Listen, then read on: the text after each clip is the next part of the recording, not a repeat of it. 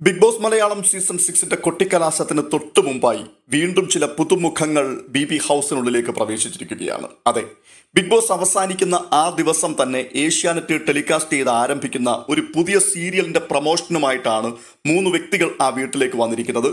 ജാനകി, അഭിറാം, പൊന്നു, ഈ 3 വ്യക്തികൾ ക്യാരക്ടർ ബേസ് ചെയ്തുള്ള പേരാണ് അവർ ആ വീട്ടിൽ വെളിപ്പെടുത്തിയിരിക്കുന്നത്. അവരുടെ ശരിക്കുമുള്ള പേര് യുവ എന്നു പേരുള്ള ഒരു വ്യക്തിയാണ് അഭിയായിട്ട് വേഷമിടുന്നത്. ജാനകി എന്ന ക്യാരക്ടർ ചെയ്യുന്നയാളുടെ പേര് രക്ഷ.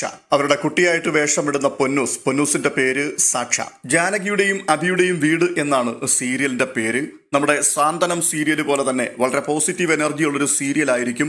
എല്ലാ പ്രശ്നങ്ങളും പറഞ്ഞു തീർത്ത് വളരെ സ്നേഹത്തോടു കൂടി പോകുന്ന ഒരു മാതൃകാ കുടുംബത്തിന്റെ വെളിപ്പെടുത്തലാണ് ഈ സീരിയൽ എന്ന് അവരവിടെ പറയുന്നുണ്ട്. അതിന്റെ പ്രൊമോഷന് വേണ്ടിയാണ് ഇപ്പോൾ അവിടെ വന്നിരിക്കുന്നത്.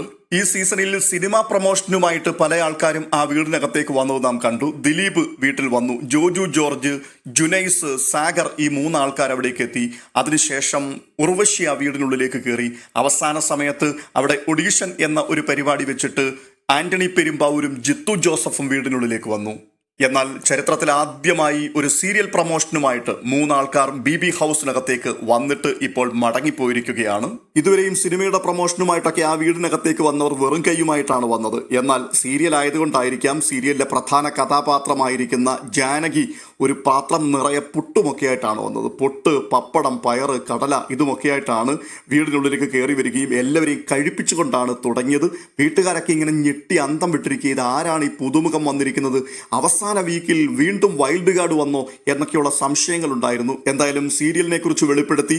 ഒപ്പം പൊന്നു എന്ന സാഷയുടെ റാം വാക്കും പാട്ടും ഒരു കൊച്ചു ഡാൻസും ഒക്കെ അവിടെ കാണിച്ചു. അതിനുശേഷം അവർ തിരികെ പോയിരിക്കുകയാണ് ഇപ്പോൾ.